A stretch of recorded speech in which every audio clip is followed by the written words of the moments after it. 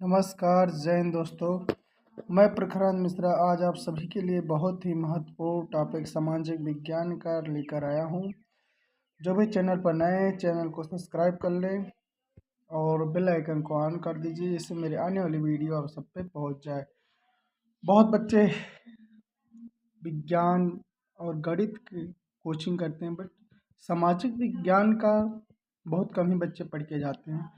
तो उसमें आज हम चलिए समय न गंवाते हुए अपने टॉपिक पे बढ़ते हैं। सामाजिक विज्ञान का पहला पार्ट, यूरोप में राष्ट्रवाद का उदय। जी दोस्तों, सामाजिक विज्ञान का जो पहला चैप्टर है, यूरोप में राष्ट्रवाद का उदय, बहुत ही इम्पोर्टेंट है। आइए इसको हम देखते हैं, इसमें इम्पोर्टेंट क्वेश्चन क्या क्या हो सकते हैं। तो हमारा जो पहला इम्पोर्टेंट क्वेश्चन है, आइए देखते हैं। इसमें हमारा पहला क्वेश्चन है, यूरोप में, ठीक है, यूरोप में राष्ट्र के विचार के निर्माण में संस्कृत के किस प्रकार का महत्व भूमिका निभाई। मतलब जो यूरोप में राष्ट्रवाद का विचार हुआ है, राष्ट्र का विचार, उसमें संस्कृत का क्या महत्व है। तो आइए देखते हैं। तो इसका उत्तर हो जाएगा हमारा, यूरोप में राष्ट्र के विचार के निर्माण में संस्कृत का निम्नलिखित भूमिका निभाई। इसमें से हम जो देख सकते हैं, हमें साफ साफ दिख रहा है। पहला है, यूरोप में कला, काव्य, कहानियों, किस्से और संगीत ने राष्ट्रवादी भावनाओं को निर्मित करने और उन्हें व्यक्त करने में काफ़ी सहयोग दिया। जर्मनी इसका सर्वोत्तम उदाहरण है।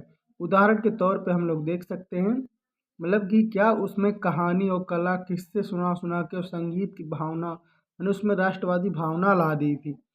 ये हुआ पहला। हम लोग शॉर्ट में अगर आए तो इतना ही लिख सकते हैं, ये 2 नंबर का आता है। तो चलिए आगे बढ़ते हैं अगर नेक्स्ट क्वेश्चन की ओर। अगला क्वेश्चन जो हमारा है, अगला क्वेश्चन देख सकते हैं, फ्रांस की क्रांति के 4 कारण लिखिए। 2024 में पूछा हुआ क्वेश्चन है, फ्रांस की क्रांति के 4 कारण लिखिए। जो फ्रांस में क्रांति है उसके 4 कारण क्या क्या हैं। तो फ्रांस की क्रांति के 4 कारण जो हैं, पहला है, फ्रांस का शासक लुई 16वां एक अयोग्य, जिद्दी, अदूरदर्शी तथा कर्तव्यहीन शासक था, जिसकी निरंकुशता के कारण जनता उसके विरुद्ध हो गई। मतलब जो फ्रांस का शासक था लुई, वो बहुत ही अयोग्य था, वह जिद्दी था। मतलब अगर वो कोई चीज़ उल्टा सीधा जनता का के साथ ज़्यादा बदसलूकी करना और उनसे ज़्यादा कर टैक्स वसूलना, इसी के कारण हुई 16वां से जनता रूठ गई और उसके खिलाफ हो गई। ये फ्रांस की क्रांति के पहले कारण। और दूसरा क्या है, देख सकते हैं, औद्योगिक क्रांति के कारण उदित हुआ मध्यम वर्ग। माने औद्योगिक क्रांति हो गई थी, जिसके कारण जो उदित हुआ था मध्यम वर्ग, नवीन विचारों एवं राष्ट्रीय भावनाओं से ओतप्रोत था। उसने राजशाही के विरुद्ध हुई जनता का समूह समर्थन किया। जो मध्यम वर्ग था वो भी क्या किया, राजशाही के विरुद्ध हो गया और जनता का समर्थन किया। चलिए नेक्स्ट देखते हैं, तीसरा कारण क्या है। हमें 4 कारण जानना है। तीसरा है, तत्कालीन फ्रांस में आम जनता की स्थिति बड़ी दयनीय थी तथा लोग रोजी रोटी को तरस रहे थे। लुई ने यह हाल बना दिया कि वहाँ की जनता जो थी भूखे मर रही थी। ऐसा ही नहीं कि भारत में भी लोग भूखे मरे थे, फ्रांस की जनता भी भूखी मरी थी। जी दोस्तों, चलिए चौथा प्रश्न की ओर बढ़ते हैं। चौथा क्या लिखेंगे हम, 4 कारण दीजिए आया है था।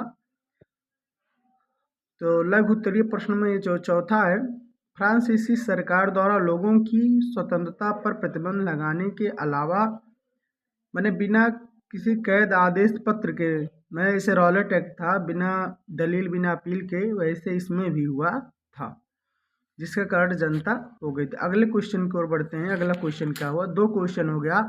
पहला हमारा था यूरोप में राष्ट्रवाद के संस्कृत की क्या भावना थी, और ये दूसरा क्वेश्चन है, फ्रांस की क्रांति के 4 कारण लिखिए। अगले क्वेश्चन की ओर बढ़ते हैं। अगला क्वेश्चन जो है जी दोस्तों, बहुत इंपॉर्टेंट है, मोस्ट इम्पॉर्टेंट, लिख लीजिएगा, ये आना ही आना है। जर्मन एकीकरण प्रक्रिया संक्षेप में पता लगाएं या लिखिए। जर्मनी का एकीकरण कब हुआ और कैसे हुआ, बहुत इंपॉर्टेंट है जी दोस्तों, इसको आप पढ़ लीजिएगा। चलिए देखते हैं जर्मनी का एकीकरण, इसको थोड़ा देख लो। जर्मनी की एकीकरण कैसे हुआ, कब हुआ। राष्ट्रवादी भावनाएं मध्यवर्गीय जर्मन लोगों में काफ़ी व्याप्त थी। उन्होंने 1848 में जर्मन महासंघ के विभिन्न इलाकों को जोड़कर एक निर्वाचित संसद द्वारा शासित राज्य बनाने का प्रयास किया था, मगर इस साल इस पहल को राजशाही और फौज की ताकत ने मिलकर दबा दिया। यहाँ पे जो मध्यम वर्गीय लोग थे एक होकर विरोध किए 1848 में, लेकिन वहाँ जर्मन की जो फौज थी, ताकत थी, सेना थी, उसको रोक दिया। उनका प्रशा के बड़े भूस्वामियों ने भी समर्थन किया, माने कि बड़े बड़े लोग उसमें समर्थन किए, जिससे मध्यम वर्ग दबा दिया गया। इसके बाद प्रशा ने राष्ट्रीय एकीकरण के आंदोलन का नेतृत्व संभाला। उसका मुख्यमंत्री ऑटो वान बिस्मार्क, जी दोस्तों ऑटो वान बिस्मार्क बहुत इम्पोर्टेंट है, इसको याद रखिएगा नाम।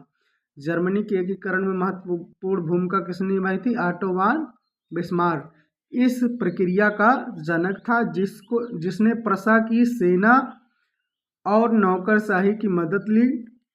7 वर्ष के दौरान ऑस्ट्रिया, डेनमार्क और फ्रांस ने 3 युद्धों में प्रशा की जीत हुई और एकीकरण की प्रक्रिया पूरी हुई। जनवरी 1871 में वर्साय में हुए एक समारोह में प्रशा के राजा विलियम प्रथम को जर्मनी का सम्राट घोषित कर दिया गया। इस तरह 1871 में जर्मनी का एकीकरण, जी दोस्तों जर्मनी का एकीकरण कब हुआ था, 1871 में।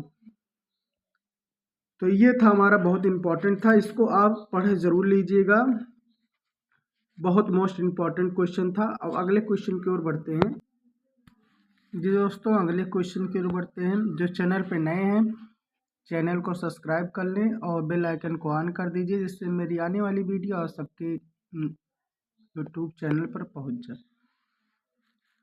वियना संधि क्या थी, इसके प्रमुख उद्देश्यों और व्यवस्थाओं का वर्णन कीजिए, या अगर पूछ सकता है वियना कांग्रेस सम्मेलन कब और कहाँ हुआ।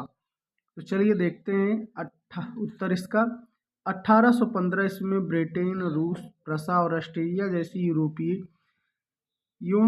शक्तियों जिन्होंने मिलकर नेपोलियन को हराया था। जी दोस्तों नेपोलियन बोनापार्ट बहुत ही कुशल शासक था, जो कि 1815 में नेपोलियन की हार कब हुई थी, 1815 ईस्वी में। के प्रतिनिधि यूरोप के लिए एक समझौता तैयार करने के लिए वियना में मिले। इस सम्मेलन की मेजबानी ऑस्ट्रिया के चांसलर ड्यूक मैटरनिख ने की। इसमें प्रतिनिधियों ने 1815 ईस्वी की वियना संधि तैयार की, जिसका उद्देश्य उन सारे बदलावों को खत्म करना था जो नेपोलियन युद्धों के दौरान हुए थे। इस संधि की मुख्य व्यवस्थाएं क्या थी, तो उसमें आइए देखते हैं। निम्नलिखित व्यवस्थाएं थी। जो पहला थी, फ्रांसीसी क्रांति के दौरान हटाए गए बोर्बो वंश को सत्ता में बहाल किया गया और फ्रांस ने इन इलाकों को खो दिया। जी दोस्तों इन इलाकों को खो दिया जिन पर उसने नेपोलियन के अधीन किया था कब्जा। तो ये सब देख सकते हैं, आप सब देख लीजिए, वीडियो को रोक कर इसको लिख लीजिएगा।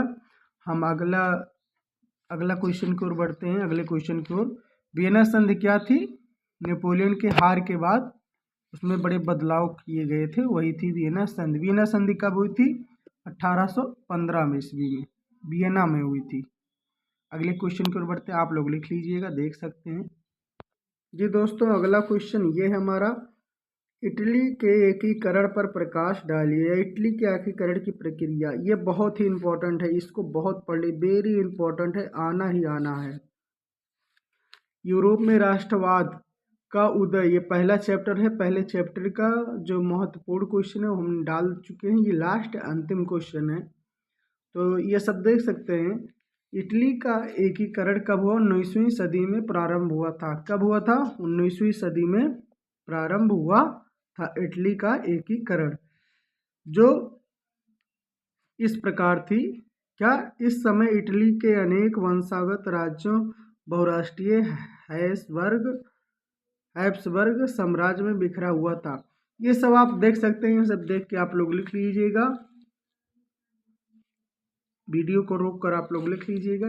देख सकते हैं कि इटली का एकीकरण कैसे हुआ था।